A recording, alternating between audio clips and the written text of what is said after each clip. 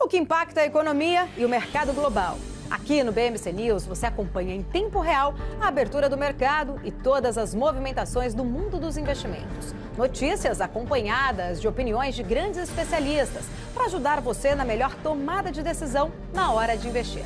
Eu, Paula Moraes, estarei com você de segunda a sexta, às 9h30 da manhã, no BMC News. BMC News. Informação que gera valor.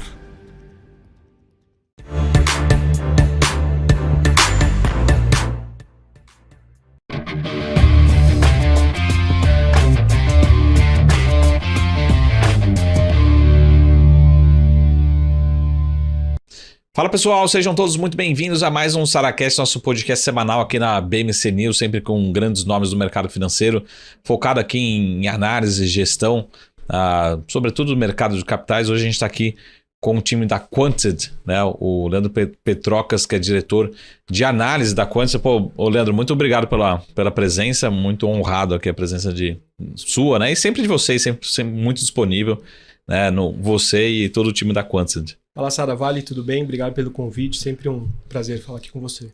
Muito obrigado. Ô Leandro, cara, antes de começar, a gente sempre gosta de dar um passo atrás e apresentar quem que é o Petrocas, né?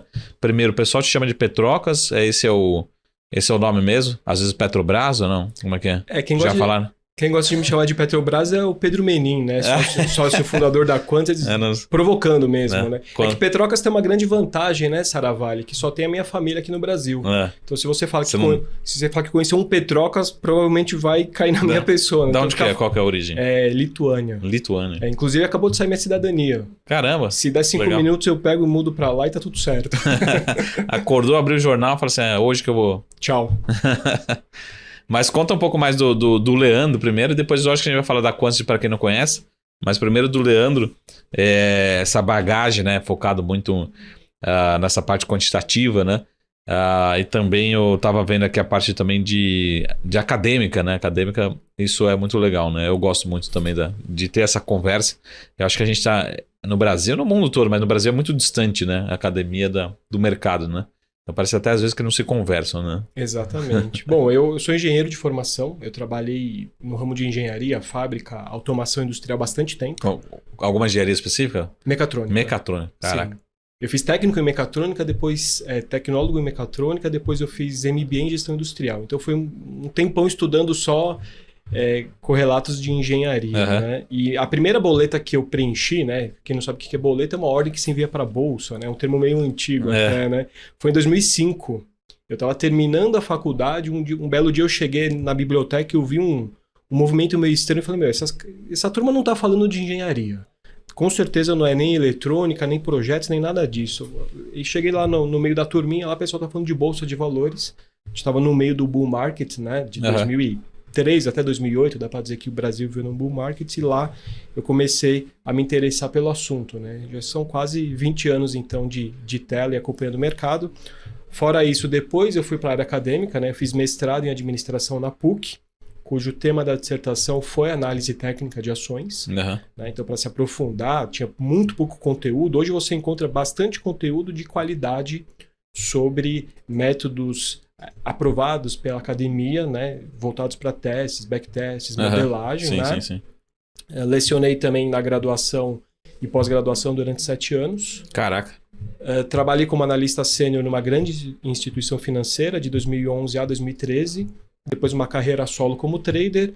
Fui parar na maior casa de análise do Brasil também, de research. Também saí para voltar para minha caverna, eu brinco, né? Falo, cara, cansei do research, vou voltar para minha caverna do trader aqui, mas conheci o time da Quantitative, pessoal muito sério, com uma proposta bem diferenciada de atuação dentro do mercado, e estou lá como sócio-diretor já tem 2 anos. Muito bom. Focado sempre nessa parte de trade e quantitativo, né? O principal, né, vamos dizer assim, o core da empresa realmente são ferramentas proprietárias quantitativas, voltado muito para trade, mas a gente também temos também a parte discricionária. Tá. A gente tem 2 salas de trade hoje de forma discricionária, mais o time de fundamentos, que faz a análise fundamentalista clássica, né, de procurar realmente encontrar valor nas empresas negociadas em bolsa, né? E também algumas carteiras que são aí uma mescla de time quantitativo com time de fundamentos, com análise técnica. Né? Então a gente meio que joga em todas as posições para trazer realmente produtos e soluções para o mercado, tanto pessoa física quanto para o B2B também. Boa. E por que na academia você escolheu esse tema, assim? Você acha que é um tema ainda pouco explorado?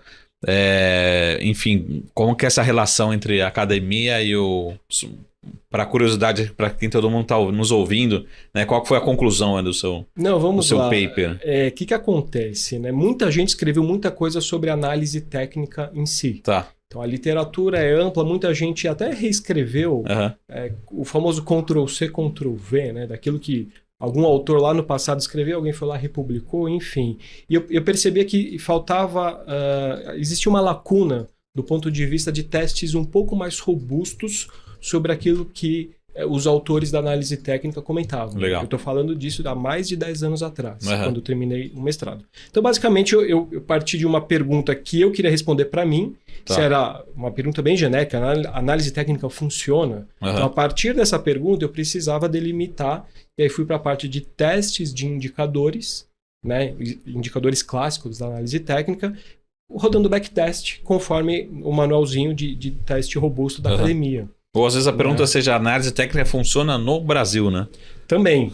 E é curioso como, e além de ter feito os meus testes que compõem o resultado da pesquisa, eu também fiz, em paralelo, quase que uma outra dissertação. Poderia ser migrado para uma outra dissertação, que era basicamente uma pesquisa bibliográfica de tudo que já havia sido publicado sobre análise técnica, tanto no Brasil quanto lá fora. Tá. Então tem mais de 100 artigos, dissertações e teses que a minha dissertação contempla dentro. E a conclusão curiosa não sei.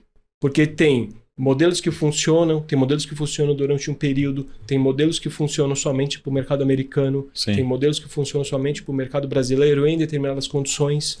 Ou seja, ainda é um campo que precisa ser explorado e muito possivelmente você não vai chegar a uma conclusão. Do tipo, não, a análise técnica funciona, ou tal ferramenta funciona.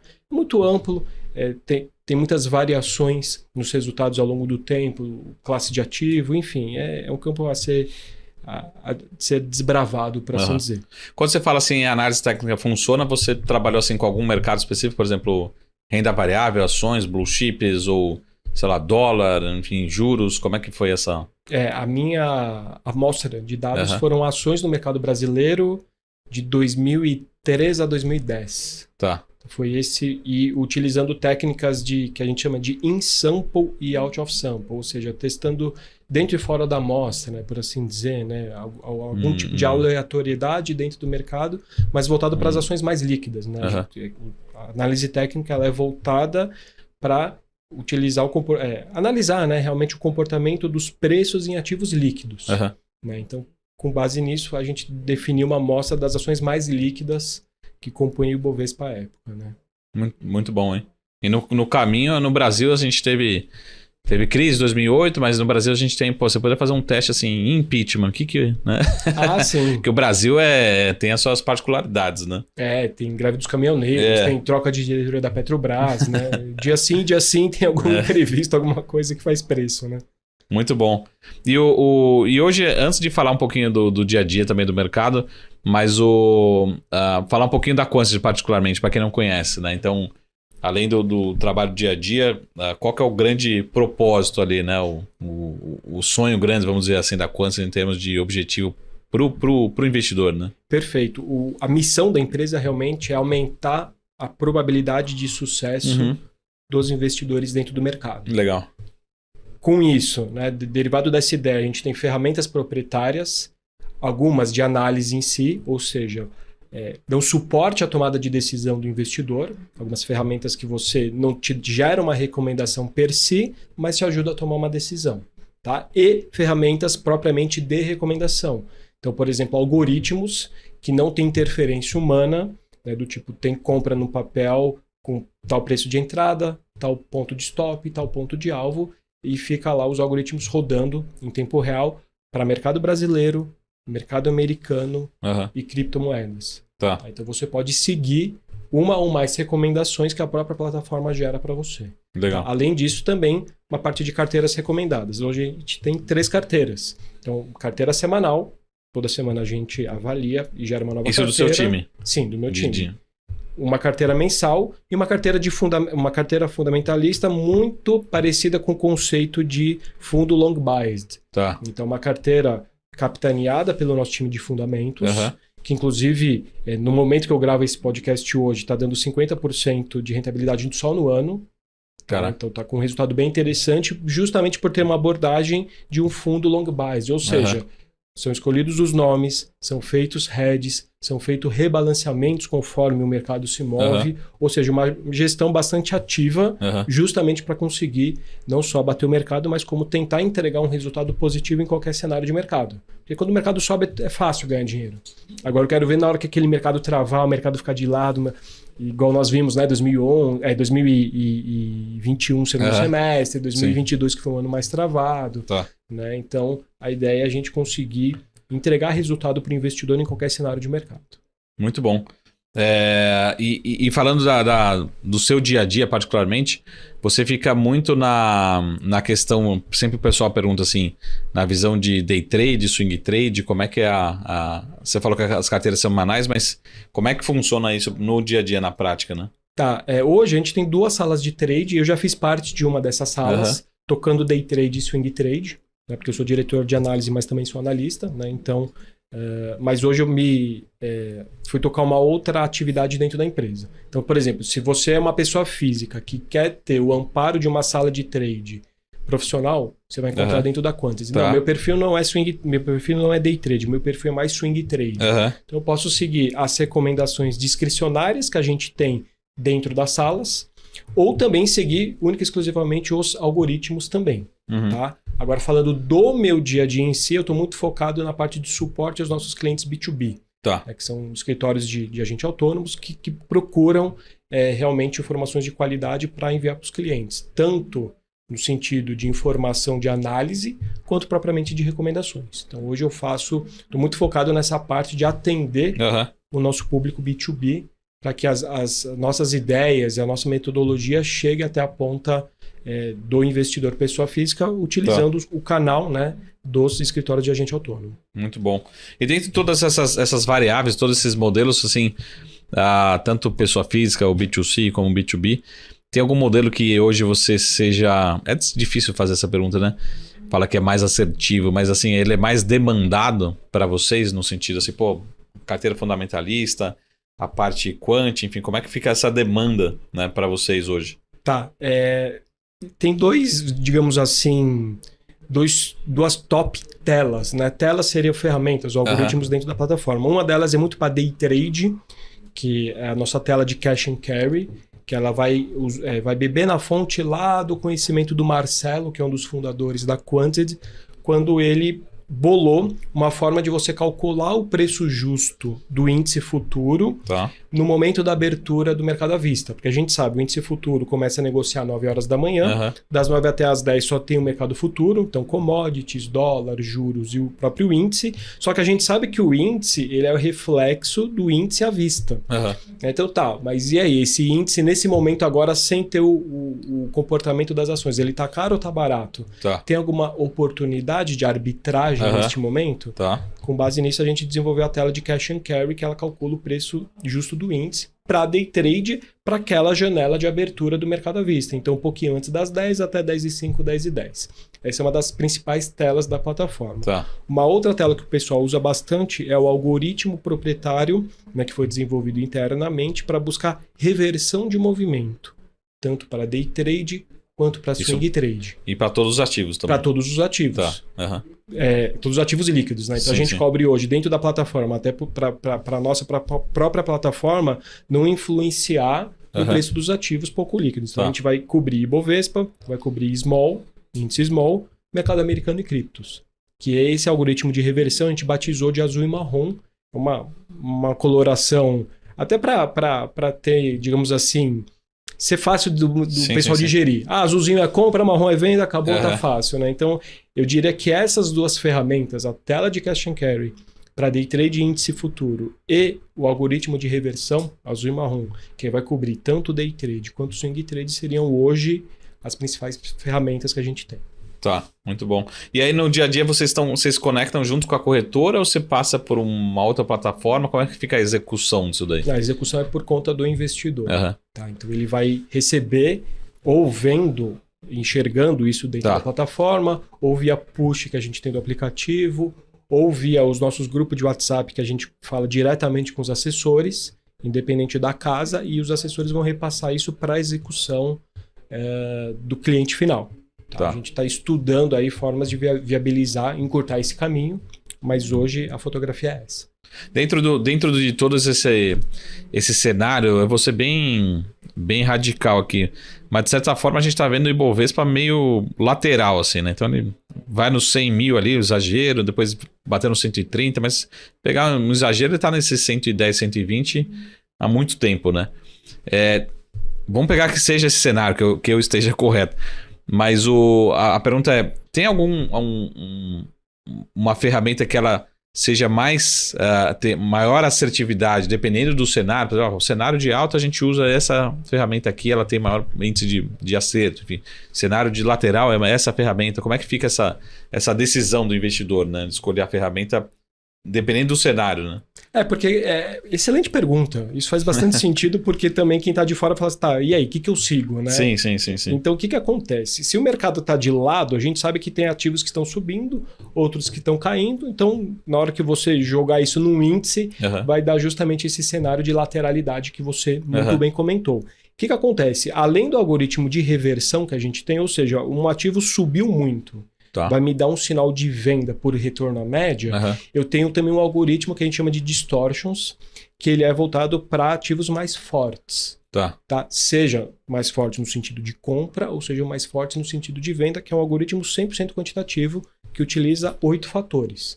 Então, para qualquer cenário de mercado, você vai ter ferramenta que vai te gerar recomendações de compra e de venda dos ativos mais fortes, e também daqueles ativos que esticaram muito e possivelmente vão fazer um movimento de retorno à média. Ou seja, em alguma medida você acaba cobrindo qualquer cenário de mercado. Sim. Porque ainda que o índice em si esteja subindo ou caindo ou lateral, que é mais ou menos o cenário que a gente tem, a gente sabe que existem nomes dentro da bolsa que estão apresentando algum tipo de comportamento. Ou subiram muito, eu vou fazer um trade de reversão à média, ou caíram muito, eu vou fazer uma compra contra a tendência também buscando retorno à média, ou eu vou beber na fonte do modelo distortions que justamente aponta as ações mais fortes. Então, em alguma medida, a gente tenta cobrir qualquer cenário de mercado. Tá bom. E aí dentro desse cenário, você não consegue montar estratégias além da...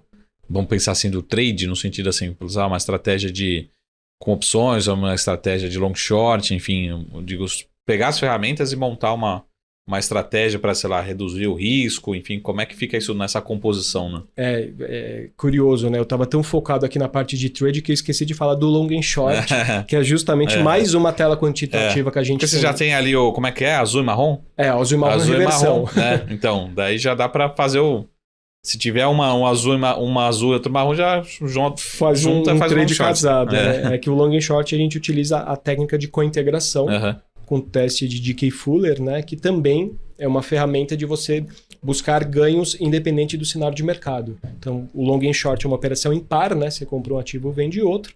E aí a gente também, a própria plataforma, ela gera recomendações de long and short de pares que já passaram nos testes estatísticos. Então, ao invés de você tentar bolar um long and short, falar, peraí, o petróleo vai subir, eu vou comprar uma empresa de petróleo, vou vender uma empresa do setor aéreo, né? Sei lá, jogando ideias aqui, porque faria sentido, né? Uma alta do petróleo. Não, a própria plataforma já fica calculando recomendações de long and short também. Então, a gente teria algoritmos de reversão, algoritmos para swing trade utilizando tendência e também a ferramenta de long and short. Agora, tudo isso a gente sintetiza nas carteiras.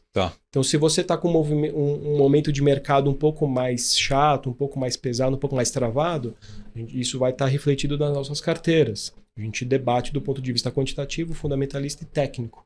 Toda semana as nossas ideias estão refletidas nas carteiras também. Então, em alguma medida, a gente não vai bolar uma proteção propriamente com opções, apesar de a gente ter alguns estudos de opções também dentro da plataforma. Mas a gente vai colocar as nossas ideias e o nosso sentimento de mercado refletido nas carteiras. Muito bom, hein? Que aula aqui, hein? Muito, muito, muito bacana. E só para a gente exemplificar, você lembra de algum, enfim, dentro de todas as estratégias, modelos que você viu, primeiro eu vou fazer a pergunta mais fácil, né? Qual que foi o caso que você falou assim, cara, isso aqui funcionou super bem, acertou, antecipou o movimento, enfim. Vamos pegar os últimos 12 meses que você lembra e falar assim, pô, isso aqui realmente aconteceu. Até para ser bem justo, acho que todo esse movimento de bolsa, a gente vê muita gente, talvez as pessoas físicas participando ali, mas a gente vê muito institucional de fora, né, desse mercado. Então, como é que nesses últimos 12 meses, ou 2023 particularmente, você lembra de um caso e fala assim, pô, tá funcionando, ou funcionou super bem, ou realmente antecipou o movimento assim de memória, né? Não, legal. Bom, aqui tem algumas ferramentas que a gente utiliza que podem ajudar a responder a sua pergunta. Tá. Então vamos pegar do ponto de vista prático de trading. O nosso algoritmo de reversão na ação PetroRio, PRIO13. Tá. Ele acertou todos os sinais durante 3 anos. Esse ano errou uma vez. Tá? Então aqui a gente precisa também esclarecer que não há nenhuma ferramenta que vai acertar 100% das vezes. Mas se você ganhou durante 3 anos, seguindo as recomendações de compra e venda do azul e marrom na PetroRio, utilizando a plataforma da Quantity, você ganhou durante 3 anos e errou um trade esse ano. Tá. Isso é um fato prático e objetivo para responder sua pergunta. Legal. Agora, existe um outro indicador proprietário que a gente desenvolveu, que é o número de ativos com os preços acima da média móvel de 200. Tá. Isso está na nossa tela da Quantity, que chama sentimento de mercado. Tá, pega ali, vamos supor as ações.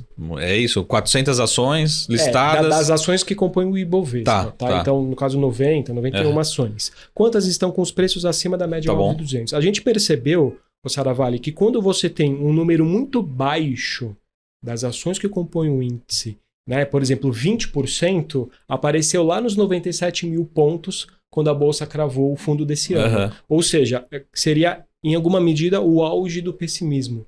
Quando está tudo ruim, todas as ações estão caindo, um número de ações muito elevado, com os preços abaixo da média de 200, possivelmente é um sinal de fundo. Cravamos o fundo lá. Esse mesmo indicador, ele foi para 80% semana passada.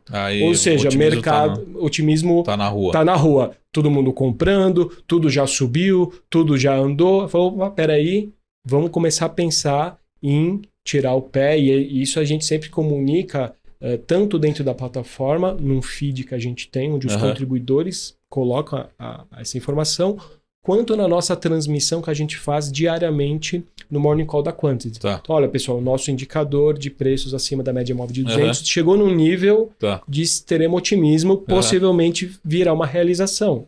Realização essa que parece que está em andamento no dia que a gente grava esse podcast, com os mercados globais realizando hoje, um movimento um pouco mais vendedor. Ou seja, quem olhou para aquele número e falou, opa, se eu tenho posições compradas, vou reduzir, ou vou zerar, vou ficar com tudo em caixa, ou vou começar a apertar stop. E aí cada investidor vai utilizar a sua estratégia.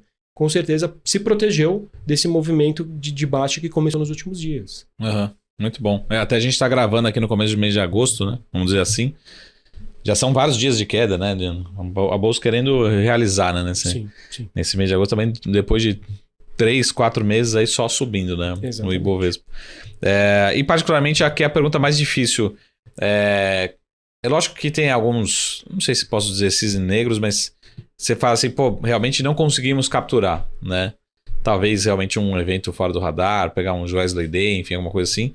Mas quais são os movimentos que vocês não conseguiram? Então vamos pegar um exemplo aqui clássico, sei lá, eleições, né? Eleições, veio a eleição, aí teve o primeiro dia, né? Na segunda-feira, pô, a Bolsa, não, o Lula vai ser... Aí chegou na terça, quarta-feira, não, o Lula vai ser o Lula antigo. Aí depois a Petrobras caiu, acho que 30%, 40% depois das eleições. Como é que fica esse movimento, né? Como é que vocês acompanharam esses últimos meses aí, principalmente desde as eleições? E principalmente assim, como... Acho que eu não sei se é o termo correto, mas como trabalhar com os stops, né? Fazer, pô, espera aí, deixa eu stopar, corrigir, né? Voltar para respirar, né? Como é que funciona isso no dia a dia? Não, bacana. Primeiro que assim, né? Todo trade propriamente que a gente envia, ele tem preço de entrada e stop alvo. Tá, então nunca a gente vai falar assim, não, eu acho que é compra, mas vamos ver o que vai acontecer. Porque a gente é uma casa voltada muito para a filosofia do trading, né? De aproveitar oportunidades de curto e médio prazo, seja na compra ou seja na venda. Tá. E realmente, esses eventos um pouco mais binários ou imprevisíveis, claro que não tem como você antecipar, mas mesmo assim, existem algumas ferramentas que você pode falar assim, opa, peraí. Por exemplo, uma delas que a gente tem dentro da plataforma chama Options Flow. A gente pega boletadas ou negociações relevantes dentro do mercado de opções. Então, por exemplo, a gente percebeu dentro da plataforma que começou a sair muita put de lojas americanas antes do fatídico caso, né? A diretoria já vinha vendendo as ações da Americanas um semestre antes. Isso a gente também tem numa outra tela que a gente monitora as negociações que seguem a CVM 44, né? Que são negociações das partes relacionadas da empresa. Ou seja, não dá para falar que a gente consegue antecipar tudo, é absolutamente impossível. Mas tem ferramentas dentro da plataforma que dão algum indício de que alguma coisa pode acontecer. Né? Então, por exemplo, compra ou venda de opções relevantes pré-resultado. Então, será que ninguém sabia mesmo que tal resultado ia vir muito bom, muito ruim? Às vezes sabe e escancara isso por meio de negociações de opções. Sim, né? sim. Então, assim, não dá para dizer que a gente capturou antecipamos todos os movimentos, absolutamente impossível, mas alguns casos emblemáticos, a gente conseguiu, em alguma medida, levantar a bandeirinha e falar, tem alguma coisa estranha nesse ou naquele ativo. Até teve um caso recente que eu lembro, agora tiveram vários casos recentes, mas um que eu lembro que acho que até o Menin comentou foi em relação a 3R, né, que fez um aumento de capital e aí do nada teve uma explosão, né, de movimento de opções, né? Sim. Isso saiu depois, né? Salvo engano, o 3R divulgou num domingo à noite que ia fazer um follow-on. Exato. Que na semana anterior já tinha umas boletas meio estranhas e falou, opa, peraí, vai sair alguma coisa aqui, né? E aí, no caso, foi o anúncio de follow-on, de aumento de capital. A ação abriu caindo, acho que 10%, 15% no dia. Então, às vezes o mercado dá pistas, né? O que a gente tenta fazer? Dentro de um contexto ético, moral, com dados disponíveis, juntar tudo isso e tentar entregar as ferramentas para o investidor tomar uma decisão. Né? Muito bom. Vamos falar de mais casos aqui no nosso segundo bloco. Vamos fazer um rápido intervalo. Já a gente volta aqui com o Leandro Petrocas, diretor lá da Quanted. Daqui a pouquinho a gente fala mais sobre todo esse mundo e os casos aqui da nossa B3, gloriosa B3, e também do mundo, né? Que sabe do mundo. Já a gente volta. Até mais.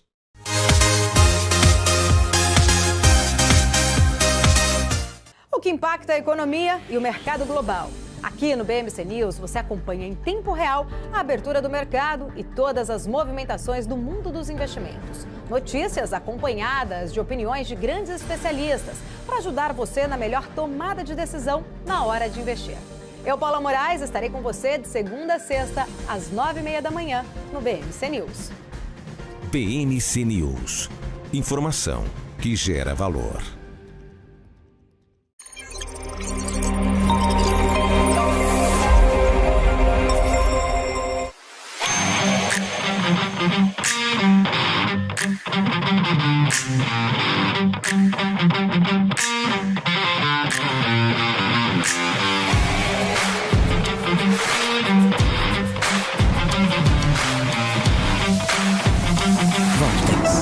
Beyond.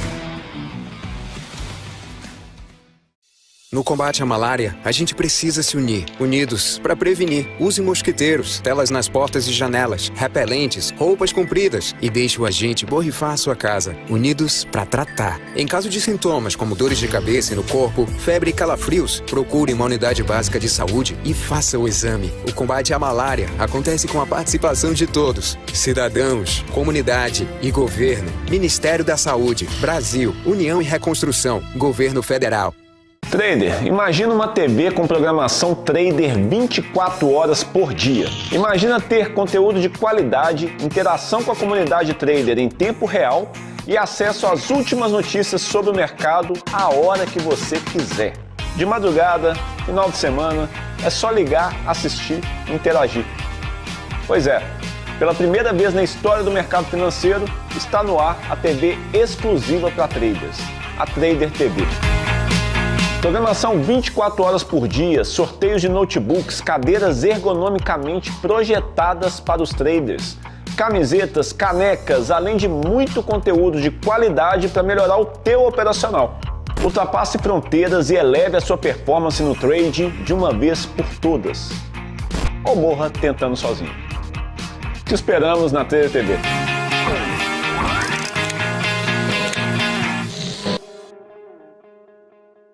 EQI Investimentos, o parceiro que me orienta na hora de investir e que me dá autonomia para conquistar meus objetivos. E você, que tal começar a investir nas suas escolhas? EQI Investimentos, invista em suas escolhas.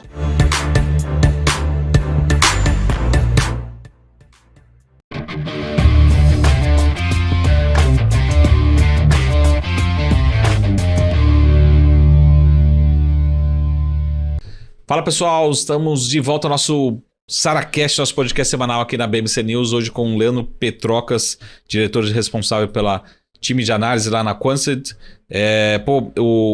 Muito bom o papo, eu adoro essa parte de união, né, da academia, das finanças junto com o mercado. E eu queria falar um pouquinho agora de cases mesmo, né, de fato, como é que você acompanha. Você falou, mas só para a gente repetir, assim, se tem algum setor que você é mais focado, que você acompanha mais de perto, muita gente faz índice, dólar ou ações mesmo de fato, que vem aquela tradicional provocação, né? E agora que a gente perde as amizades. Vamos lá. Que é a questão, aquela famosa... Tem várias pesquisas, né? Mas tem uma famosa pesquisa da FGV que falando que o baixo insucesso, né, de quem faz o trade, né? Agora, se a gente fala assim, beleza, tem um baixo sucesso, então, mas tem 2, 3, 5% que estão no sucesso, né? Como chegar nos 2%, né? Como chegar ali nos 5% que estão bem sucedidos, né? Acho que essa é a provocação, né? Inverso. Pra gente recuperar um pouco a amizade, né? Não, vamos lá. A amizade é a mesma, sem crise nenhuma. Depois você paga uma cerveja e tá tudo resolvido. Aqui é só água hoje só. Bom, vamos lá. Isso acho que vale para qualquer profissão, na verdade. Sim. Né? Poucas pessoas vão realmente ter um nível de sucesso relevante. Sim. E no mercado é muito, digamos assim, muito claro, porque ou você ganha ou você perde, você não consegue, em alguma medida, ter uma carreira mediana. Sim. Quer dizer, consegue, mas você não vai conseguir tirar sustento daquela atividade em si. Então, assim, eu sou um trader, mas eu tenho minha profissão, eu tenho um dinheiro que eu giro no mercado, isso é uma situação ok. Agora, o que a gente percebe é que há realmente muita destruição propriamente de patrimônio de famílias quando alguém vai se aventurar no mercado de trading. Isso é normal, isso é mais comum do que a gente imagina, de realmente ver perdas bem relevantes dentro do mercado de trading. Agora, o que se faz para chegar lá? Perdão. É como qualquer trajetória. Você não vai começar hoje na academia e falar, não, hoje eu vou puxar o maior peso que eu tiver no supino, vou fazer um leg press com 500 quilos. Não. Você vai ter que fazer uma trajetória, saber que tem altos e baixos no caminho, mas sempre ir se aperfeiçoando, sempre ir se atualizando sobre várias óticas. Muita gente acha que trading é só técnica, que é um ledo engano. Você tem que unir técnica com gestão de risco e com aspectos comportamentais e psicológicos. São os 3M lá do Alexander Elder. Se você for muito bom em 2 deles e pecar em um, possivelmente em algum momento você pode se machucar justamente pela falta daquele aspecto ou daquele ponto de sustentação desse tripé. Né? Tem método, conhecer as técnicas, conhecer a parte de hard skills, ter um bom gerenciamento de risco, ou seja, independente da técnica, como que você protege o seu capital e também como que você desenvolve a parte de disciplina, aspectos comportamentais, evitar o overtrading, saber aquele momento que aqui eu vou ficar de fora, né? Hoje eu não vou fazer nada. Aham. Quantas pessoas têm essa consciência de falar, pô, hoje eu não vou fazer nada, eu vou ficar de fora, vou fazer outra coisa da minha vida, vou passear com o cachorro, mas não vou me aventurar nesse mercado. Então isso naturalmente é um processo Aham. contínuo. Não existe cheguei e tá tudo bem. Você precisa chegar e se manter. Sim. Porque senão amanhã depois você escorrega e cai. Mas dá para aprender? Você acha que ensina em livros? Porque para mim acho que é só a prática para, né, para essa parte de comportamento. A parte técnica tudo bem, você lê um livro ali, você aprende, faz um curso e tal. Mas às vezes a minha opinião é assim, pô, tem muito essa parte de comportamento que tem gente que talvez não esteja preparada para o mercado financeiro, né? Preparada para um stop loss, enfim, é uma coisa nesse sentido, né? E às vezes não está preparada sempre, né? Às vezes não tem perfil. Não né? tem perfil, exatamente. Não aceita perder. Né? Tem isso mesmo. Eu acho que não... Os livros, ele podem trazer uma bagagem. Né? Mas não importa o que você sabe.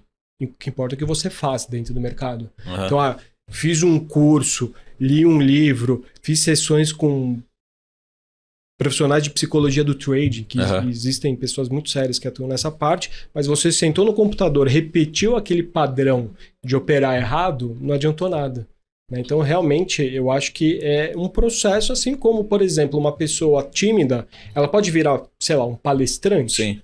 Pode. É um processo, ela vai ter que se esforçar. Como eu aqui hoje, no hosts aqui do podcast, eu sou extremamente tímido. Pois é. Então, prova viva que é possível, mas requer esforço, dedicação. Minha mão tá toda suada. Mas o Petroca, voltando pro setor, você acompanha vários setores, né? Sendo duas perguntas em uma. Você tem um setor que fala assim, cara, esse setor é muito fácil você perder dinheiro. Ou seja, cara, isso aqui é muito difícil de acertar, tem um comportamento irracional. Vou te dar um exemplo, vai. Tem uns dias aqui, por exemplo, que até 15 dias atrás, que o minério estava caindo e a Vale querendo subir, né? Fala assim, caramba, mas o minério está caindo. Aí você faz uma regressão, uma matemática. Não, toda vez que o minério cai, a Vale cai. Aí tiver 5 dias seguidos, assim, que o mercado não queria ler que o minério está caindo. Então, assim, não, a China vai fazer algum estímulo e a Vale subir, né? Mas só um exemplo. Mas qual que para você que é o primeiro pergunta, o setor mais difícil para operar em termos de ações, né, em bolsa? Um setor que tem um price action difícil, aqui sem falar de fundamentos, sim, na minha visão é o setor elétrico. Uhum. Porque se você parar para pensar, não tem muito motivo para uma ação que já tem uma receita contratada, tem os seus custos em alguma medida controlados e tabelados, apresentar grandes oscilações. Sim. Então, a partir disso, para você ganhar dinheiro no setor elétrico, você precisa moldar a sua cabeça ou utilizar modelos que se adaptem àquele tipo de price action, que são ações usualmente mais travadas. Então, não é que é difícil, precisa entender como se extrai dinheiro daquilo ou, por exemplo, quando você está num bull market, você está com aquele momento de realmente bem positivo para o mercado de ações, você fala, pô, peraí, eu vou deixar o setor elétrico de lado, vou buscar por nomes de varejo, vou buscar por nomes de commodities, porque usualmente tendem a pegar movimentos de tendência, né? Porque tem motivo para aquilo estar subindo. Né? Recentemente, você pegar o setor de varejo nos 2-3 últimos meses, andou bem. Então, você, ao invés de colocar dinheiro naquilo que é mais travado, de repente fazer uma escolha. Fala, não, eu vou tentar pegar um movimento de tendência naqueles setores que usualmente apresentam essa característica de realmente andar. Então, de repente, eu não vou falar que o setor elétrico é difícil, mas requer um pouquinho de cuidado vis-a-vis outros setores, por exemplo. Sim. E o inverso, assim, você fala assim, cara, esse setor aqui é mamão com açúcar, é moleza, você pega uma tendência, ele vai fácil, né? Você pegar uma commodity, um petróleo, enfim, como é que você vê? Não. Se bem que às vezes agora tem petróleo, a gente fala de Petrobras, né? Ele lembra do Petrocas. Mas faz essa relação, pô, quem estava vendido, pelo menos fundamentalista, né? Ficou vendido em Petrobras das eleições, só perdeu dinheiro, né? Só perdeu dinheiro, exatamente. Eu não falo que é mais fácil. Né? Já dizia minha avó que veio fugitiva da guerra. Fácil é comer Maria Mole, né? Não existe nada fácil no mercado. Agora, se você tem um modelo quantitativo, seguidor de tendência, dentro desses setores que usualmente apresentam movimentos de tendência, então commodity, varejo, proteínas, né? Por exemplo, JBS e Marfrig caíram durante 2 anos seguidos. Só que antes dessa queda, subiram durante 3 anos seguidos, praticamente. Ou seja, parece que se movimentam em tendência. Então, nesse sentido, se eu tiver um modelo seguidor de tendência para o setor de proteínas, possivelmente em alguma janela de tempo vai ter um movimento de tendência e você tendo a disciplina, o gerenciamento de risco, e estando dentro daquele movimento, seja de alta ou seja de baixa, você vai conseguir usufruir, você vai conseguir tirar dinheiro do mercado a partir disso. Tá. Claro, na teoria tudo é fácil, tudo é bonito. Agora, no dia a dia, na hora de você sentar, qual é esse modelo? Quando eu entro? Quando eu saio? Quanto de capital colocar? Isso naturalmente vai depender de outras variáveis, né, que não dá tempo da gente explicar aqui, mas que o investidor, com um pouquinho de bom senso, estudo e aconselhamento, consegue bolar uma estratégia de trade para usufruir desses movimentos, né, nesse time de ações que se move usualmente em tendência. Uhum. Voltando pro caso de antecipar o mercado, você lembra de um caso assim, vocês conseguiram antecipar super bem, não do mercado como um todo, mas de algum case? Eu vou dar um exemplo aqui. Nesses últimos 6 meses a gente fala de Braskem, né? Aí vem uma notícia ali no final de semana, ó, a JBS, o JF pode comprar, aí a ação abre em gap ali, subindo 10%, enfim. Mas às vezes começa na sexta-feira já o movimento, enfim. Você lembra de algum case e fala assim, pô, deu para antecipar, ou deu indícios ali, enfim, tanto na alta como na baixa, talvez seja mais comum, mas na alta, né? Nesses cases. Mas se você lembra de um case no curto prazo, aí que você fala, pô, acertamos bem? Sim. Em termos de case, né? Menos mercado, mais case. Perfeito. O algoritmo de reversão azul e marrom, VEG, agora antes do resultado que soltou agora, né? Sim. Mais um resultado porrada. E apareceu um candle azul, que seria o nosso algoritmo de reversão, ou seja, um sinal de compra em VEG antes do resultado. Imagina um analista fundamentalista maluco, fazendo, cara, meu, esse papel já tá caro, 500 vezes lucro. Não, mas olha, né? Não tem comprador. Tem alguns cases na bolsa que é impressionante. É o caro que só fica mais caro, né? VEG, Raia Drogasil, durante uns bons anos foi a própria ação do Inter, né? Que subia absurdamente, né? Então, assim, de bate-pronto me lembro realmente de VEG apresentando um sinal de reversão no gráfico diário antes do resultado. Claro, todo modelo é suscetível a falhas, poderia ter estopado, mas no caso especificamente de VEG foi realmente uma marcação de fundo bem relevante. Porque saiu o sinal azul, 2 dias depois soltou o resultado, a ação explodiu. Então quem pegou esse sinal lá atrás acabou oferindo bons lucros. Muito bom. E como é que você vê assim, daqui para frente, né, a evolução desse mercado? Né? Eu vou pegar assim, aqui no Brasil a gente tem alguns fundos já quantitativos, que cresceram muito bem, mas ainda a gente não escuta, né? Pelo menos assim, o pessoal que faz alocação em fundo fala, puta, vou alocar naquele fundo quantitativo. Como é que você vê os próximos passos? Lembrando que, sei lá, pegar o mercado americano é um volume muito grande, né, de fundos de alta frequência, enfim. Como é que você vê a evolução no Brasil? Será que o Brasil não está preparado, vai numa velocidade mais lenta? Ou realmente tem uma demanda cada vez maior, uma evolução, né, correndo para esse fundo... Fundo, eu digo assim, institucional, pessoa física, plataformas utilizando mais as técnicas de quantitativas, né, para execução. Não, bacana. Eu acho que assim, o mercado, em alguma medida, ele vai seguir a lei de oferta e demanda. Sim. Explicando. Se você tem um ou mais fundos quantitativos entregando resultado, é natural que você tenha demanda por aqueles fundos.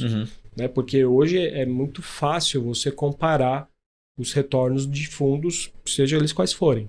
Né? Então, as cotas são públicas, você tem ferramentas de comparação. Então, é uma questão de tempo para o mercado enxergar que se as estratégias quantitativas são geradoras de resultado, que você tem uma migração de capital para esses fundos. Naturalmente, as empresas, as gestoras vão captar mais, vão lançar novos fundos, novos produtos, contratar mais gente. Então, é de se esperar que haja um crescimento condicionado à entrega de resultado. Não é porque é quant que é bom.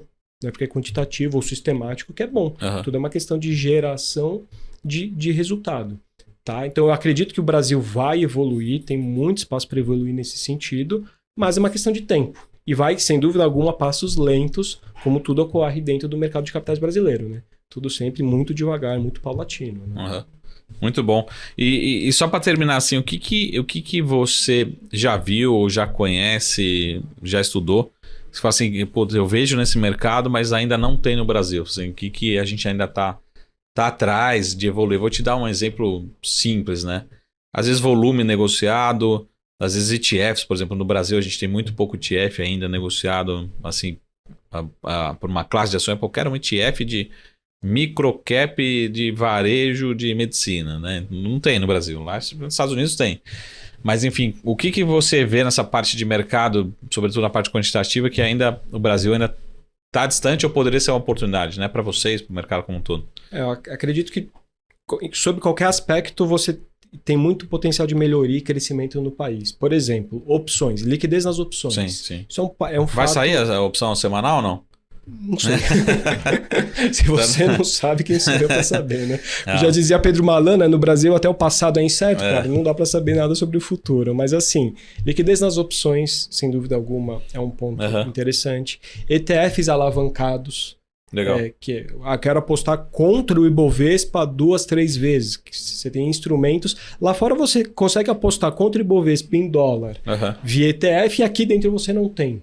Sim. Né? Não porque eu conheça, né? De repente eu posso estar cometendo algum erro nesse sentido, mas se existe, não tem liquidez, não é amplamente divulgado. Né? E o número de empresas também é muito baixo. Né? Então acho que assim, sob qualquer vertente, você tem muito espaço para crescimento do mercado brasileiro. Número de empresas, ETFs temáticos, ETFs alavancados e qualidade e disponibilidade dos derivativos. Então, hoje, uma pessoa física operar, por exemplo, um contrato de juro, um DI, é algo muito incomum. Sim. E meio até mesmo difícil de se viabilizar. Por outro lado, você tem muita oportunidade de trading em renda fixa. Né? Por exemplo, o mercado, eu acho que vai começar a cair a taxa Selic. Pô, se eu tomar um pré-fixado, é uma forma de você garantir uma taxa gorda e você oferir um resultado bem interessante. Agora, não necessariamente eu quero operar o título público, porque não tem um derivativo, ou tem algum outro título que, em alguma medida, deixe o investidor estar exposto a uma queda da Selic. Né? Então, acho que tem muito ainda que ser evoluído, debatido, e o mercado brasileiro realmente pode crescer bastante. E falando só para incluir um tema também, como é que vocês veem o mercado de cripto, particularmente, né? E ainda no Brasil a gente fica muito ali no limite da regulação, enfim, mas muito focado no mercado à vista, né? Mas tem um mercado de cripto também crescendo, até tem uns debates nos Estados Unidos agora, no curto prazo, é ETFs de cripto, né? Gigantes querendo entrar nesse mercado. Mas tem um mercado também de futuros, tem um mercado de opções, né? Que talvez seja mais um mercado internacional. Mas como é que você vê essa evolução? Porque no Brasil a gente já começa a ver um fundo ou outro aqui, mas ainda de forma muito de ETF, Bitcoin, preso ali no meio de passivo, enfim, né? Como é que você vê essa evolução, principalmente para quem tá no mundo do trade, né? Particularmente. Para quem tá no mundo do trade é a Disneylândia, né? O mercado de cripto, porque você tem alavancagem, você tem volatilidade, você tem velocidade de deslocamento de preço. Ou seja, para quem sabe o que está fazendo, sem dúvida alguma que é um mercado bastante interessante, ou te oferece várias oportunidades, especialmente em corretoras, como você bem colocou lá fora. Né? Sim. Aqui dentro a gente ainda está engateando nesse sentido. Claro, há muita dúvida do mercado em relação à própria regulação. O quanto a falta de regulação é bom, porque às vezes uma exchange fala assim, pedir pinico aqui, não existo mais, e como que você dá credibilidade ou minimamente consegue ter um ambiente favorável para os investidores terem confiança de alocarem ou transacionarem recursos dentro desse mercado. Então, assim, ainda é um processo que vai ser primeiro desenvolvido lá fora e depois, quem sabe, ser trazido para o Brasil daqui a um tempo. Né? Então, ainda tem uma longa jornada a ser percorrida, mas do ponto de vista prático objetivo, eu acho que é um mercado, uma classe de ativos que veio para ficar. Bons projetos vão sobreviver, projetos ruins vão morrer, normal, né? Numa velocidade cada vez mais rápida, diferente de uma empresa, né? Até você constituir uma empresa, essa empresa maturar, você ir para a bolsa leva um tempo. Já os projetos de criptos nascem e morrem diariamente.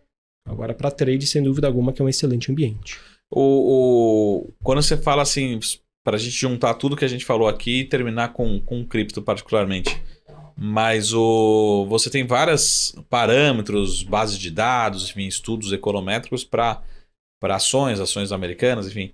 A gente já consegue levar todos esses parâmetros, por exemplo, que vocês têm hoje estudado, academia, na Quantitative, para o mundo de cripto, ou ainda é cedo? A gente tem, um lado, assim, ainda poucos dados, pouco história, enfim, como é que é traduzir todo esse trabalho de quant, né, de trading, para o mundo cripto? Né? Como é que você vê essa migração? Perfeito. A adaptação de um modelo que é baseado em movimentação de preço, Tá. ela é super tranquila para você fazer o mesmo modelo rodar no mercado brasileiro, mercado americano e cripto. Tá. Porque é preço. Aham. Deslocamento, tendência, médias móveis, volume, enfim, tudo isso é super fácil de ser transferida a tecnologia para você adaptar dentro de uma outra classe de ativos. Aham. Agora, a análise fundamentalista de projetos do mercado cripto, isso é o grande desafio. Tá. Qual é o valuation de uma sim. moeda X ou de um projeto Y? Aham. E acho que esse é o grande desafio. E não sei se chegaremos a ter modelagens igual você tem, por exemplo, fluxo de caixa descontado para uma empresa. Não sei se é possível, se a gente vai chegar nesse nível. Talvez demore, mas talvez sim e talvez não. Então hoje, na atual situação, a gente trabalha com muita incerteza. Aham. Isso não impede que o investidor possa se expor ou ganhar dinheiro dentro desse mercado, de forma alguma. Mas, para você falar assim, não, esse projeto é bom por causa disso, a gente, é aí que a gente separa os bons e maus profissionais que têm realmente essa expertise, esse conhecimento, esse tato com tecnologia a ponto de conseguir analisar um projeto cripto e falar, não, isso aqui é bom por conta desses argumentos, ou não, isso aqui é ruim por conta desses argumentos também. Boa. Pô, que aula, hein? Pô, muito obrigado aí pela aula. Petrocas, deixa seu arroba aí, como que é mais fácil te achar, né? O seu CEP, seu endereço. Vamos como é lá. que o pessoal te encontra? Tá bom. No Twitter, Petrocas2. Eu tô brigando pra ter o Petrocas, né? Porque o arroba... Tem alguém com o Petrocas? arroba Petrocas. E não é da sua família? Não, existe a conta, mas não tem nada lá. Então... 0 seguidores?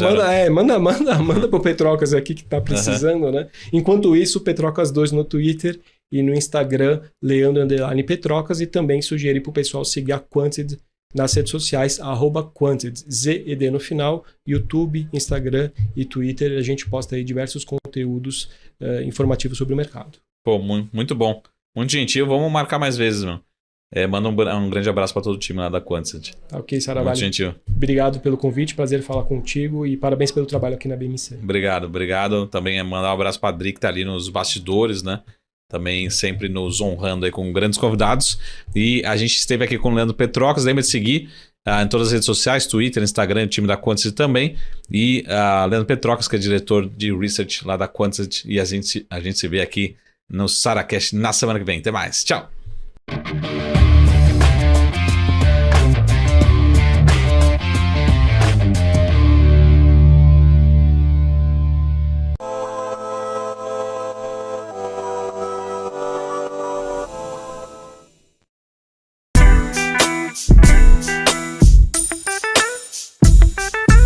O que impacta a economia e o mercado global.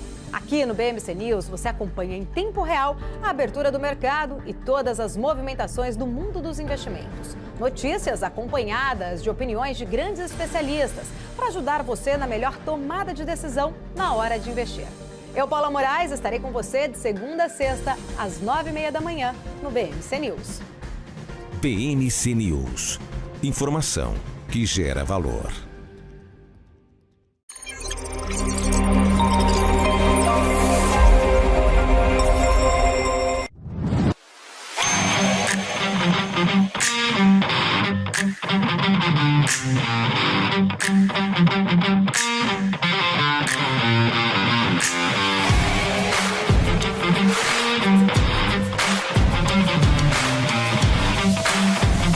Vortex Beyond. Ela sempre volta a estampar as manchetes. Mas o que é a inflação? Esse é o BMC Explica e o tema de hoje é a inflação.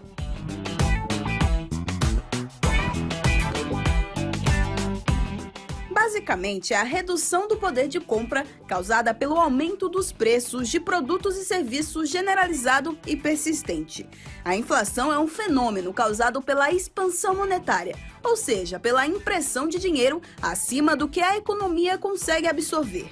Alguns economistas também atribuem a causa da inflação a um choque de oferta. A inflação tem como índice oficial no Brasil o IPCA, Índice de Preços ao Consumidor Amplo, e é calculada pelo IBGE, o Instituto Brasileiro de Geografia e Estatística. O índice faz uma estimativa do custo da cesta de produtos e serviços que reflete padrões e hábitos de consumo de famílias com renda de 1 a 40 salários mínimos. Os grupos são alimentação, habitação, vestuário, transportes, saúde, despesas pessoais, educação, comunicação e artigos residenciais. A ferramenta que o Banco Central tem para controlar a inflação é a manutenção da taxa básica de juros, a Selic. Então, em um movimento esperado, quando a inflação está mais alta, o Banco Central tende a aumentar a taxa de juros com a intenção de inibir o avanço da inflação, desacelerando o consumo e os investimentos das empresas. Mas quais são as consequências que a inflação traz para as economias? A inflação alta nunca é bom. São várias as consequências que ela traz. Entre eles, a desestimulação de investimentos, a inibição do crescimento econômico, além de aumentar o custo da dívida pública devido à taxa de juros da dívida pública ter que compensar o efeito da inflação e incluir a ele um prêmio de risco como compensação das incertezas que a inflação mais alta traz.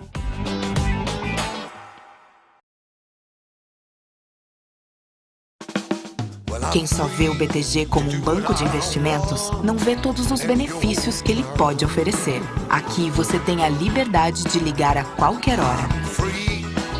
E tem a confiança de contar com o time BTG. É você no controle da sua vida financeira de um jeito simples e compatível com a sua rotina. O BTG reconhece quem é você e está pronto para potencializar a sua trajetória.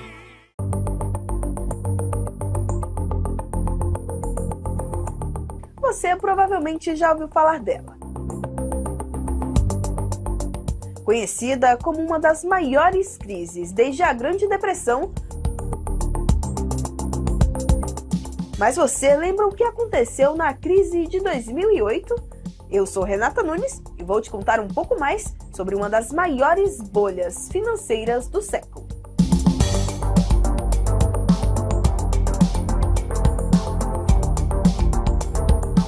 A crise financeira de 2008 foi causada por uma bolha imobiliária nos Estados Unidos, a maior economia do mundo, causada pelo aumento expressivo nos valores imobiliários e não foi acompanhada pela renda da população americana na época. Com isso, bancos começaram a oferecer mais crédito para a população, o que expandiu o crédito imobiliário e atraiu o consumo, causando a valorização desses imóveis. Basicamente, os bancos passaram a oferecer empréstimos a juros baixos para a população financiar e comprar imóveis. E aqui vale lembrar que muitas vezes as pessoas não conseguiam comprovar renda. Bom, obviamente isso aumentou a procura por imóveis e com isso, respeitando a lei da oferta e demanda, os preços foram subindo, mas não pela valorização das áreas, e sim pela alta procura. A consequência disso, uma bolha imobiliária. Acontece que muitos desses empréstimos bancários para financiar esses imóveis eram vendidos na forma de títulos imobiliários, com taxas de retorno bem altas. Com isso, os investidores se tornaram credores dessas pessoas que tomaram crédito para financiar os imóveis. Bom, com o passar do tempo e o aumento da inadimplência batendo na porta, surgiu outro alerta: a crise dos bancos. Milhares de americanos sem conseguir pagar suas dívidas e hipotecando suas casas. Esse grupo de pessoas desempregadas e sem comprovar renda eram chamadas de subprime mortgage, ou numa tradução livre, hipotecas de alto risco. Além disso, foram criados títulos no mercado financeiro lastreados a essas hipotecas. Outro fator que também contribuiu para a crise se consolidar foi a estagnação da renda dos americanos e os gastos com as guerras do Afeganistão e do Iraque na época. Os gastos elevados contribuíram para uma inflação maior no país, e com isso o Federal Reserve começou um movimento de aperto monetário para tentar conter a inflação elevada. Mas, como já mencionado, o aumento dos juros nesse cenário acabou com a vida financeira das famílias. Em 2008, algumas instituições de crédito que concediam as hipotecas de alto risco começaram a quebrar. E na esteira dessa quebradeira, quem também começou a ser impactado diretamente foi o setor bancário. Vários bancos começaram a sentir os reflexos de todo esse cenário, inclusive o Lehman Brothers, nome que ficou bastante conhecido quando se fala da crise de 2008. E falando de Lehman Brothers, que era um dos maiores bancos da época, no dia 15 de setembro de 2008 declarou falência e o governo dos Estados Unidos se recusou a interferir e ajudar o banco. E por conta do tamanho do banco após o colapso, instituições financeiras do mundo inteiro, como o Citigroup, Northern Rock e UBS, declararam prejuízos em seus balanços, agravando ainda mais a desconfiança do mercado. Tudo isso gerou pânico no setor financeiro e em diversos setores da economia de todo o mundo. E só para ter uma noção, bolsas de valores do mundo inteiro caíram em menor patamar desde o dia do ataque às Torres Gêmeas, em 11 de setembro de 2001. Esse foi um pequeno resumo de tudo o que aconteceu em 2008. Eu fico por aqui e você continue na programação da BMC News.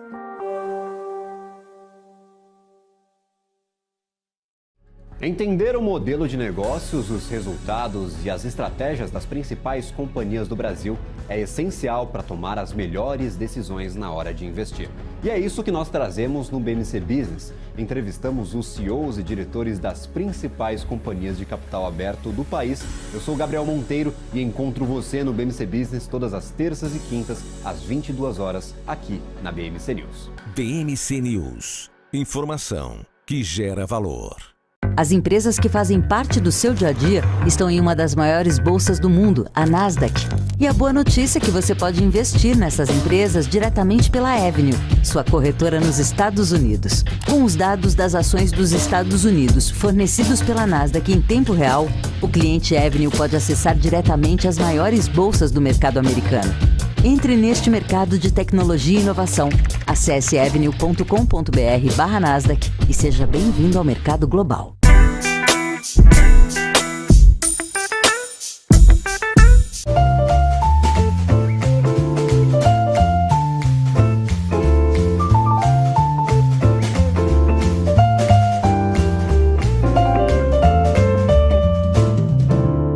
Seja muito bem-vindo, bem-vinda a mais um Clube FI Entrevista. Hoje é dia 4 de agosto, impressionante como página. A gente vai virando a página e o ano vai fluindo, né? Voando. Já chegamos em agosto e estou eu aqui, você do outro lado, sempre presente, sempre acompanhando o Clube FI Entrevista, o que é um grande prazer. Hoje é um dia da gente bater um papo que vai ter duas vertentes, macro e micro. Você vai conhecer a dois pontos, Lana Santos. Não é Alana, é Lana. Por isso os dois pontos. Que é economista, se juntou ao Clube FI e como economista tem aquele lado macro, né? De olhar a economia, juros, emprego, inflação. Mas tem um lado micro também, que é da mulher que gosta de olhar para as pessoas. Você vai conhecer a história dela, já foi agente autônoma, assim como eu. E eu sei o quanto a gente tem esse olhar para as pessoas quando está lá na mesa de operações e atendendo pessoas diferentes, entendendo os medos, as frustrações e tal. E além disso, ela vem para colocar em prática, né, todo o seu conhecimento de economia, mas também para trazer esse olhar do ensinamento, do educacional, de trazer mais gente para o mercado de fundos imobiliários. Então, trago você para bater esse papo com ela. Lana, obrigado pela presença, muito bom ter você aqui. Eu estudei, eu dei uma fuçada na sua vida, então eu estou falando aqui já da minha percepção, do pouco que eu vi sobre entrevistas que eu já achei com você, sobre o seu perfil e tudo mais. É por aí? É bem por aí. Muito obrigada, viu, professora Arthur, por me receber aqui hoje. Imagina. Obrigada a todo mundo que está aí acompanhando a gente de casa. É um prazer estar aqui. Você é economista? Isso. Então, se formou em economia, você é paranaense. Sim. Se formou em economia e aí foi parar no mercado de petróleo. Isso. Eu comecei um projeto de trainee, né, na ExxonMobil, que tinha um escritório lá em Curitiba na época. E assim, foi uma grande oportunidade para mim, porque eu nunca imaginei trabalhar numa empresa daquele porte, né, uma multinacional, com escritórios em diversos países, assim, uma operação realmente gigantesca. Até difícil de acompanhar tudo, mesmo estando dentro da empresa. Então foi uma baita oportunidade de aprendizado para mim. Foi como eu comecei assim, me aproximar um pouquinho mais de uma operação financeira, né, trabalhando na área mais de contabilidade dessa companhia. Isso é legal porque eu dou muita aula para muita gente e tal, e quem está começando pergunta, mas como que eu faço para trabalhar no mercado financeiro? Em qualquer empresa você pode trabalhar no mercado financeiro. Exatamente. Né? Toda empresa tem um departamento financeiro e precisa tomar decisões de investimento, de financiamento, fazer hedge com derivativos e tal. Então todo mundo pode, em qualquer empresa, em qualquer área, né? Mas você foi depois parar no mercado financeiro mesmo, numa corretora, não, num escritório de agentes autônomos. Isso. Mesmo lá em Curitiba, eu tinha um amigo que trabalhava num escritório, trabalhava numa mesa de ações e derivativos, né? E era o começo da pandemia, bem quando eu me formei, estava no processo de trainee, aí começou a pandemia, eles cortaram, né, não consegui ser efetivada, em todos os processos que eu estava participando se interromperam, não tinha contratação, tava ali meio ao léu, né, recém-formada, sem emprego, uma mão na frente e outra atrás, e meu amigo estava trabalhando nesse escritório, e eu como economista já tinha dado ajuda para ele algumas vezes com alguns indicadores, ajudando ele a entender um pouco mais sobre o mercado, que ele era engenheiro, né, então assim, muito bom de cálculo, mas não entendia muito bem, às vezes, os movimentos de mercado, né. E ele me chamou para trabalhar com ele. E eu aceitei. Eu, na verdade, não pensava muito em trabalhar no mercado financeiro, assim, de ações mesmo, grande mercado, né? Porque em Curitiba mesmo não é uma coisa muito comum, muito cultural, né? O mercado financeiro no Brasil mesmo é Rio, São Paulo, né? E na economia não é uma coisa que se estuda muito, né? No curso de economia você não deve ter visto nada sobre produtos financeiros, por exemplo. Assim, o mercado de capitais, sua função como financiador, ok, mas produto, eu já dei aula para aluno de economia, não conhece o básico do dia a dia das operações, né? Exatamente. Tinha uma matéria só que era optativa, então fazia quem queria. E você não optou por ela? Então... Tá vendo? Eu dei aula numa optativa, no IBMEC aqui em São Paulo. Quem ia era louco por mercado financeiro, mas era isso, era optativo. Pois é, então não tinha muito esse contato, né? Era uma pegada muito mais acadêmica, né? Fiz uma federal, né? Então tinha muito mais esse viés. E era o que eu gostava mais também, da parte mais histórica, assim, mais teórica. E aí, no fim das contas, né, foi bem onde eu fui parar. A única coisa que eu achei que eu nunca ia trabalhar foi justamente onde eu me encantei mesmo e decidi construir minha carreira. Isso que é legal da vida, é que ela não é planilhável, né? Mesmo para os engenheiros, a vida não é planilhável, né? Com certeza. E aí você foi trabalhar com ações e derivativos. Isso, numa mesa de operações. E no meio do caminho surgiu uma oportunidade com fundos imobiliários e você escolheu trabalhar com fundos imobiliários. Isso. Eu escolhi trabalhar com os fundos imobiliários porque eu vi ali muita oportunidade, né? Claro que assim, eu adoro o mercado de ações. Ele é muito dinâmico, é muito apaixonante também, né? O universo de renda variável como um todo. Mas os fundos imobiliários têm uma coisa, né? Que é esse mercado mais novo, que está começando, muito incipiente ainda. Então tem tudo por acontecer. É muito, até assim, curioso, né? Por exemplo, você, uma pessoa que viu o mercado praticamente começando, né? Investe já há muitos e muitos anos. E são poucas pessoas que podem dizer isso no mercado de ações, por exemplo, aqui no Brasil, né? Então, essa possibilidade de começar a trabalhar num mercado que ainda tem muita coisa por acontecer, em regulamentação, em novos produtos, é muito inspirador, é muito motivador, né? Por exemplo, eu vi nascerem os fundos de infraestrutura, os FIAGROS, agora em 2021. Então, eu daqui a 10, 20 anos vou poder falar, eu estava lá quando começou, comecei a investir nos primeiros que surgiram no mercado. Então, essa possibilidade de crescimento, mesmo de conhecimento, que me motivou, né, a escolher esse produto para conhecer mais. Eu acho que a minha história é parecida. Eu também vi o negócio começando, é impressionante porque continua começando. Eu falo isso, tem gente que vai falar ainda, eu comecei a investir quando só tinha 2 milhões de investidores. Só tinha 10 mil investidores quando eu comecei.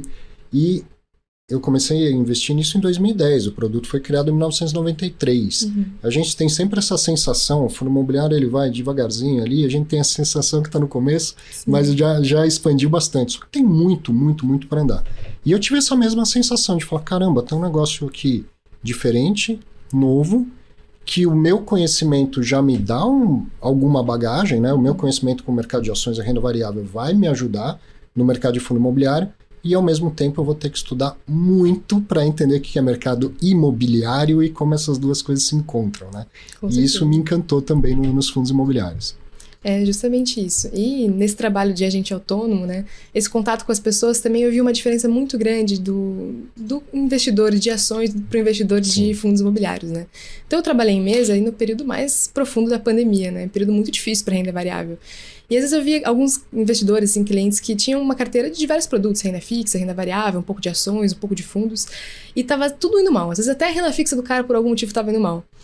E aí ele reclamava de tudo, mas dos fundos imobiliários, quando ele entendia o produto, ele ficava tranquilo. Por quê? Cara, faça chuva, faça sol, minha renda mensal tá pingando aqui na conta e eu consigo ver isso como positivo.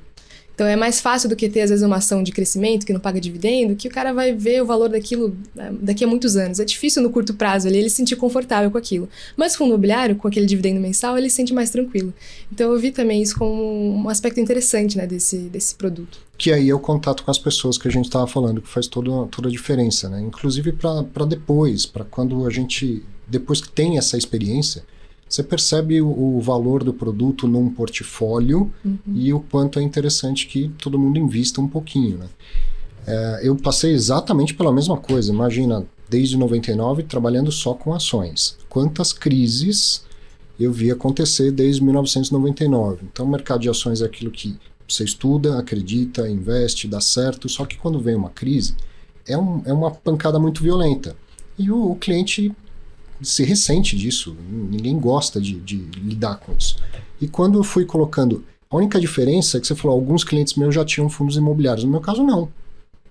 Eu acabei descobrindo que era fundo imobiliário, muito por acaso, e fui mostrando para os clientes e alguns colocaram no portfólio. E para esses foi uma diferença muito grande atravessar um momento de crise, tendo a renda pingando todos os meses. Né? Que acabou sendo o principal diferencial do produto que está sendo copiado pelos FIAGRO, pelos FIINFRA e pelo próprio Tesouro Direto. Sim. Com novos produtos, agora o Educa Mais também, com um fluxo mensal de renda que eu acho que é sensacional. A gente vai finalmente diversificar, porque a renda mensal é um vício que acaba fazendo as pessoas concentrarem em fundo imobiliário. Né? Com certeza. Agora a gente vai ter uma diversificação disso. Quanto mais copiarem produtos. Isso, melhor, né? Quanto mais copiarem, melhor. Eu acho que, não sei, tem a cara de fato do brasileiro. A gente achava que era o fato dos imóveis. O brasileiro gosta por causa dos imóveis. E hoje parece que está claro que o brasileiro gosta de fundo imobiliário por causa da renda todos os meses. Então que copiem, que tragam outros produtos com essa característica. E que todo mundo faça a lição de casa de entender primeiro, não é só porque tem renda todos os meses que é igual, né? Que todo mundo faça essa lição de casa. Você já está fazendo, inclusive. Já deu uma olhada nos produtos, eles são novos. Qual a sua impressão em relação ao fundo imobiliário comparando com FIINFRA e FIAGRA? Assim? Pois é, são produtos novos mesmo, e isso é uma coisa que até conversei recentemente com o Danilo, até falei no programa do Felipe Ribeiro, né, aqui no canal do Clube FII, que os FIAGROS, eles são um produto muito bom, mas também eles têm muito de que eles começaram num momento muito oportuno para esse tipo de produto, né? Um tipo de fundo que investe num dos maiores setores da economia brasileira, né, que correspondeu a 25% do PIB nacional em 2022, né, que é o agro, é, assim, inegável que é um setor relevante. Acho que qualquer pessoa, mesmo investindo ou não investindo, participando desse mercado ou não, sabe que é um setor relevante. Fundo que investe em dívida, começando num período com a taxa de juros altíssima, né, em 13,75%, tinha tudo para dar certo, com renda mensal ainda. Então, assim, deu muito certo. O rendimento, um dos maiores, né, que teve ali no período da pandemia, foram dos FIAGROS. Até hoje, assim, eles têm entregue um nível de rendimento muito positivo. E tem acelerado o número de investidores também para começar, né? Então eles têm essa vantagem, mas tem outros riscos também, né? Que talvez agora com a redução dos juros a gente comece a ver mais. Sim. Quando diminui um pouco o dividendo, as pessoas comecem a olhar um pouco mais para os riscos que existem nesse ativo, que não é só uma renda muito boa todos os meses, né? Existe alguns riscos do próprio agro, né? Questão de arrendamento de terras, questão de safra, quebra de safra, variação do dólar. Então tem riscos muito particulares do agro que às vezes nem sempre as pessoas conseguem acompanhar tão de perto, né? E nem mesmo os gestores, né? É um trabalho muito profundo de uma gestão poder acompanhar dentro de um fundo, né, esses ativos de agro, porque é um mercado bem diferente do que é o mercado de tijolo, por exemplo, que a gente vê, acompanha muito mais de perto, né? Um gestor aqui de São Paulo, né, poder ir ali visitar uma obra. Provavelmente mais volátil do que um fundo atrelado ao mercado imobiliário, né? Sim, bem mais volátil. Até porque, por exemplo, um fundo, um FIAGRO, é difícil ele ter uma quantidade pulverizada de ativos dentro da carteira, né? Tanto pelo patrimônio que eles têm, quanto pelo volume, né? A boleta de um agro, né? Um ativo de agro, ele costuma ser mais caro do que um ativo imobiliário, né? Na média. Então a gente não vê uma carteira tão pulverizada com tantos ativos num FIAGRO como a gente pode ver num fundo de CRI, por exemplo, né? Então tem esse risco também de uma concentração um pouco maior, que ainda é uma característica do produto. Pode ser que ao longo do prazo a gente veja isso mudando um pouco, né? De ter mais diversificação dentro dos próprios fundos. Sim. A diferença, acho que principal é essa, eles estão começando para todo mundo, não só para quem investe, né? Sim. Então ainda não tem um FIAGRO de 5 bilhões de reais com uma carteira super diversificada. Também não foi no primeiro ano de fundo imobiliário que isso aconteceu, né? Então gera às vezes até uma ansiedade, mas do investidor falar, pô, você tem um fundo imobiliário aqui, esse Fiagro é igual. Não é, e vai demorar um tempo para chegar lá. E quando chegar lá, provavelmente ele já vai ter as suas características próprias bem demarcadas. A gente vai conseguir olhar e falar, olha, Fiagro funciona mais para esse perfil do que para aquele e tal, né? E assim o mercado vai desenvolvendo e dando cada vez mais produtos para a gente. É importante ter essa visão para que quando acontecer algum problema, a gente já viu, né, recentemente alguns problemas dentro da carteira de alguns Fiagros, né? Não dá para dizer que descredibilizar toda a classe de produtos, né? Então não é um produto bom, né? É um produto que está começando, tá todo mundo realmente aprendendo e se adaptando mesmo para ver o que funciona melhor. Com certeza, você falou, 25% do PIB, um produto que vai ser relevante para o investidor e para a economia. Com certeza. Mas é só o começo, né? Você chegou na Exxon como trainee. Isso. Vamos dizer que os Fiagro estão na fase de trainee no mercado de capitais, entendeu? Eles têm bastante coisa para acontecer, de bom e de ruim, e assim vai todo mundo aprendendo. Né? Exato. Eu vou perguntar um pouco de economia para você. Acho que hoje são esses dois grandes braços que você está trazendo para o Clube FI, né? Um que é a parte da economia, ajudar na leitura da economia junto lá na análise, e a outra que a gente precisa falar mais do seu perfil, do Learn Invest, que é totalmente o educacional, é trazer as pessoas para o mercado e tal. Mas começando pela parte da economia. Eu estava vendo uma entrevista sua e a pessoa perguntando muito sobre a questão do novo governo. O novo governo está aí, começou. No início, todo mundo se assustou. Agora, pelo contrário, a agência classificadora de risco melhorando a nota do Brasil. Está uma calmaria que até assusta. Exatamente. Né? E o juro finalmente começou a cair. O que você está enxergando do cenário macro e depois você traz isso para o mercado de fundos imobiliários? Perfeito. Bom, acho que esse movimento agora de queda da Selic não é muita surpresa para ninguém, né? Sim. A gente já vinha esperando isso há muito tempo.